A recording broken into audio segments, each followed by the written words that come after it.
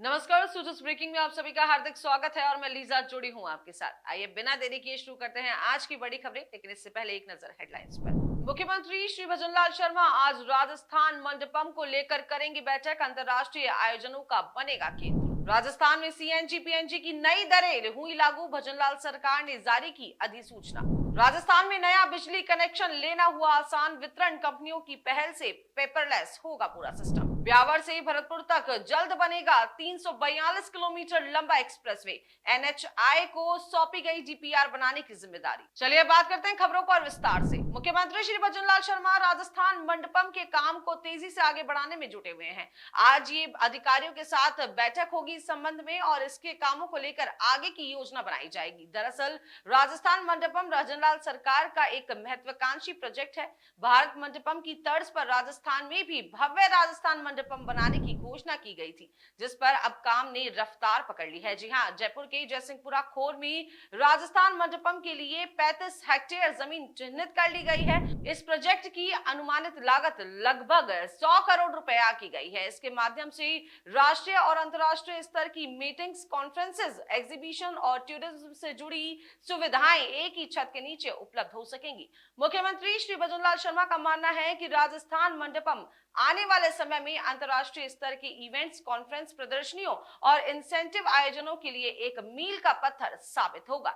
इस महत्वाकांक्षी प्रोजेक्ट के जरिए राजस्थान के आर्थिक और सांस्कृतिक विकास को एक नई दिशा मिलेगी। यह न केवल बड़े आयोजनों के लिए एक आदर्श स्थल होगा, बल्कि राजस्थान में निवेश और पर्यटन को भी बढ़ावा मिलेगा। राजस्थान विधानसभा में बजट पर चर्चा के दौरान मुख्यमंत्री श्री भजनलाल शर्मा ने सीएनजी और पीएनजी गैस सस्ती करने के लिए वैट की दर 10 से घटाकर 7.5% करने की घोषणा की थी, जिसकी अधिसूचना वित्त एवं विनियोग विभाग ने अब जारी कर दी है। अब राजस्थान में सीएनजी और पीएनजी की नई दरें लागू हो गई हैं। जयपुर शहर में प्रतिदिन करीब 2 लाख किलो सीएनजी की बिक्री होती है। अब ऐसे में सीएनजी की नई दरें लागू करने से जयपुर शहर में सीएनजी गैस वाहन चालकों को प्रतिदिन करीब 4 लाख रुपए का फायदा होने वाला है। पूरे प्रदेश का हिसाब लगाएं तो प्रतिदिन 60 से 70 लाख रुपए का फायदा होगा।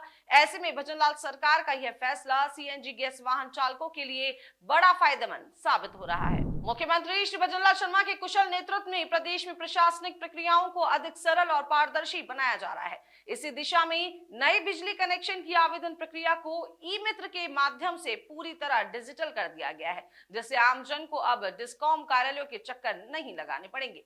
डिस्कॉम चेयरमैन श्रीमती आरती डोगरा ने जानकारी देते हुए बताया कि ई मित्र एप्लीकेशन को न्यू कनेक्शन मैनेजमेंट सिस्टम से इंटीग्रेट कर दिया गया है और साथ ही साथ जिससे आवेदन के साथ ही इंस्पेक्शन, डिमांड नोट जारी करने जैसी सभी प्रक्रियाएं ऑनलाइन संपन्न होंगी।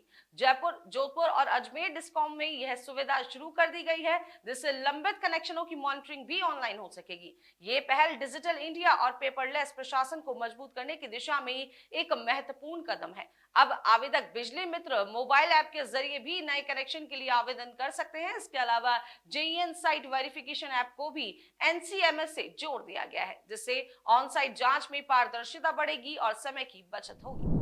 भजनलाल सरकार राजस्थान के विकास को पंख लगाने के लिए ब्यावर से भरतपुर तक 342 किलोमीटर लंबे ग्रीनफील्ड एक्सप्रेसवे का निर्माण जल्द पूरा करवाने में जुट गई है। इसके लिए national highway authority of India यानी कि एनएचएआई को इसकी डीपीआर बनाने की जिम्मेदारी सौंप दी गई है। ग्रीनफील्ड एक्सप्रेसवे का मुख्य उद्देश्य तेज और सुगम यातायात व्यवस्था को बढ़ावा देना है, जिससे यात्रा का समय घटकर काफी कम हो जाएगा। इस हाईवे का रूट ऐसे क्षेत्र से होकर गुजरेगा जहां अब तक कनेक्टिविटी सीमित थी, जिससे स्थानीय उद्योग और पर्यटन को भी बढ़ावा मिलेगा। यह हाईवे एनएच 58 से शुरू होकर भरतपुर के एनएच 21 तक पहुंचेगा, जिससे यात्रियों को तेज, सुगम और सुरक्षित यात्रा मिलेगी। हाईवे को इस तरह डिजाइन किया जाएगा कि इसमें कम घुमाव होंगे, ताकि वाहनों की गति बनी रहे और ट्रैफिक जाम की समस्या ना हो। इसके अलावा यह मार्ग पूरी तरीके से इंटरकनेक्टेड होगा, जिससे परिवहन प्रणाली और अधिक प्रभावी बनेगी।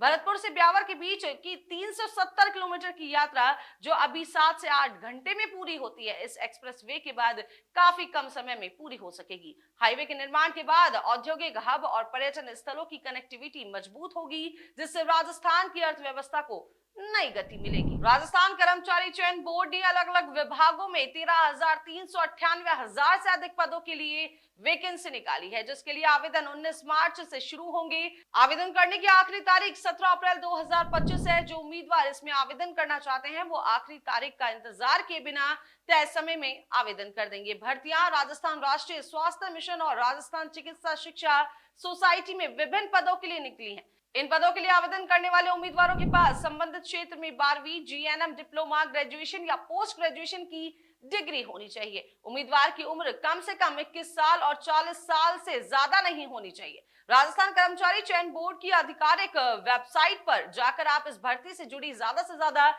जानकारी और आयु सीमा में छूट के बारे में जानकारी ले सकते हैं। सो जस्ट ब्रेकिंग में आज के लिए इतना ही। कल फिर मिलेंगे नई खबरों और जानकारियों के साथ में। ऐसी ही खबरों को देखने के लिए हमारे चैनल को लाइक करें, सब्सक्राइब करें और शेयर करना बिल्कुल ना भूलें। नमस्कार।